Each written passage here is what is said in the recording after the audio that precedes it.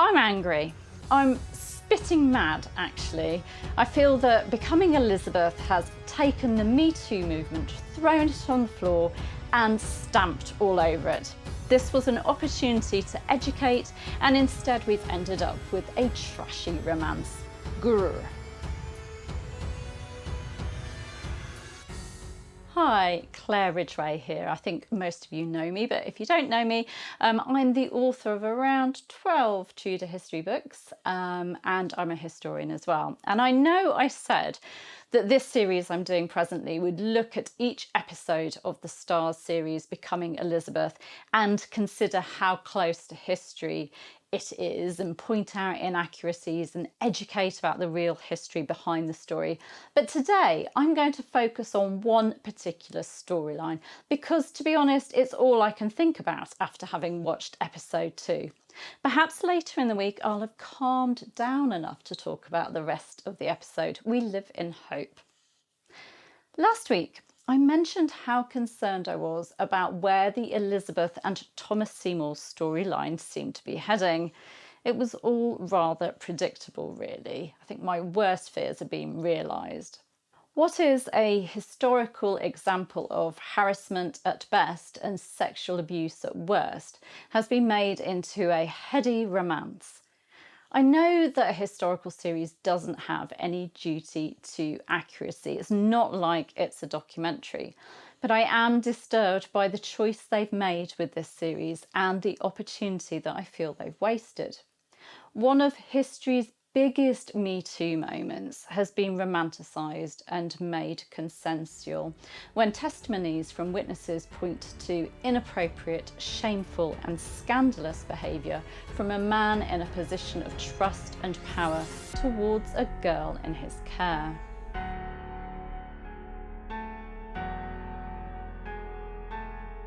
Episode 2, You Can't Keep the Birds from Flying Over Your Head, begins with that man, Thomas Seymour, acting rather oddly. He seems to think he's a cockerel and he goes striding around the house dressed in a shirt and breeches, making cockerel-type noises and waking up the household, kicking the servants and just going around the household making these cockerel-type sounds. And this includes Elizabeth when he goes around the household. He goes into her room unannounced, she's in bed, and he pulls back the covers with Elizabeth's governess, Cat Ashley, pleading him to stop. And he tells Elizabeth to get up. But he manages to charm them all, even the rather cross Catherine Ashley, by announcing that he's just being a cockerel. It's portrayed as funny, a bit weird, but funny, and not at all focused on Elizabeth. It's the whole household that are having to suffer this. Elizabeth smiles coquettishly as he leaves the room. However, the next morning, Elizabeth disappoints him. She and her ladies are all dressed and have begun the day before he can wake them up. Then we have Thomas telling Elizabeth that she hasn't just taken up residency in his household, but in his head. And later he calls her out of her class and gets very close to her, nose to nose, and touches her bosom as well, the part of her bare chest above her gown. And when Elizabeth accuses him of playing games, he points out that he'd be risking his neck if he were. Then, after an episode where Elizabeth shocks everyone by shooting a stag and finishing it off by cutting its throat, all by herself, very unseemly for a princess, very dangerous for a princess, we have a scene between Seymour and Elizabeth that had me nearly throwing things at the TV, or perhaps even nearly throwing up. Seymour wakes Elizabeth up with a hand to her mouth. He leads her out of her chamber to another room, away from her sleeping companions. And then he pretty much seduces her by making out that he's undone, he's dwarfed by her magnificence, he's completely under her spell. He tells her how she could well ruin his life, but that he'll effing let her. He kisses her, and then she grabs him and kisses him passionately. He puts his hand under her smock and asks her permission, and she doesn't stop him. When he carries on and her breathing becomes heavy, this sounds quite pornographic now, doesn't it? He says, "Would you like me to stop?" She says no and tells him that she thinks of him all the time. This episode, this session of heavy petting, is portrayed as passionate and consensual, as two people who desperately want each other, who have very passionate feelings towards each other. And Seymour only doesn't go further because he says that he wants to ration himself with her. Ugh, it's just horrid.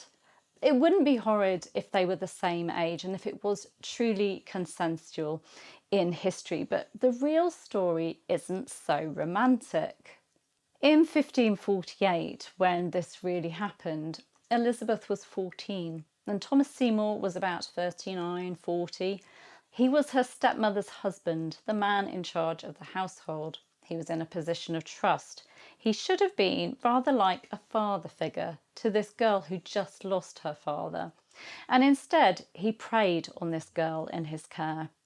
And for the record, Thomas wasn't striding around the house pretending to be a cockerel and waking up the household.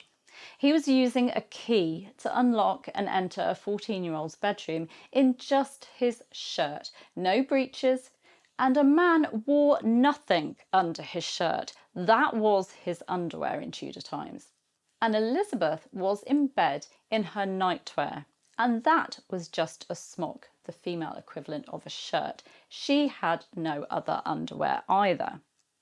According to Catherine Ashley, who witnessed his behaviour, Thomas would touch Elizabeth on her back and buttocks, and another time he tried to kiss Elizabeth, who was in bed in her smock at the time. What did Elizabeth do with this? Did she grab him and kiss him passionately? Well, no, she didn't welcome this behaviour. When she heard his key sound in the lock, Elizabeth would run from her bed to be with her maids. When that didn't seem to help matters, she started getting dressed earlier so that she wasn't in her underwear when he came in. Does that sound like it's a consensual relationship? Nope. I'm so angry that this historic tale of harassment or abuse has been treated this way. This man was a predator and should be portrayed as such. I'm sure he was dashing. I'm sure he was a charming rogue. Catherine Ashley found him attractive and charming at first, and I'm sure Elizabeth did. But he preyed on a vulnerable girl. In March 2021, according to the Independent newspaper, a YouGov poll of more than 1,000 women aged 18 to 24 in the UK found that 97% had been sexually harassed.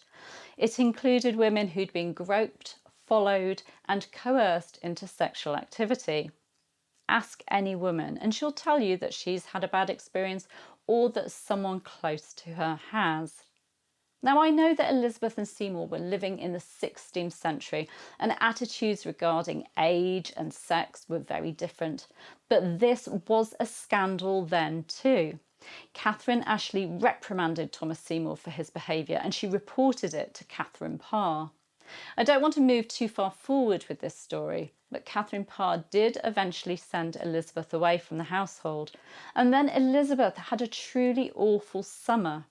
She suffered with ill health, being afflicted with migraines, irregular menstrual periods, digestive problems, jaundice, and anxiety attacks. She'd been separated from the woman she saw as a mother figure, a woman she loved, and she'd been abused by that woman's husband. I can't quite imagine how powerless, how manipulated, how traumatised that girl must have felt. And this series is making light of that, passing off something that harmed that girl as a romantic affair.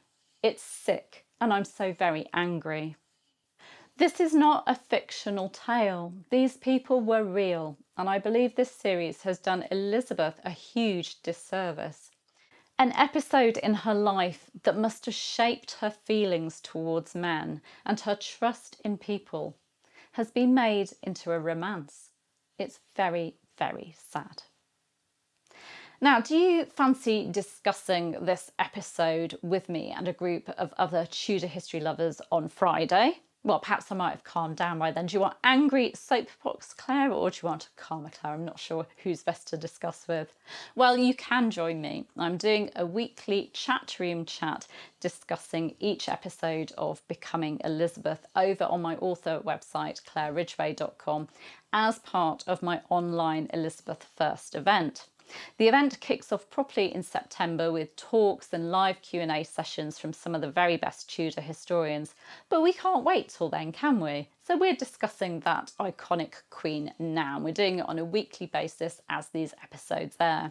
I'll give you the link to register for the event so that you can join us in the chat room. And I do hope you can join us. It's always fun to talk Tudor.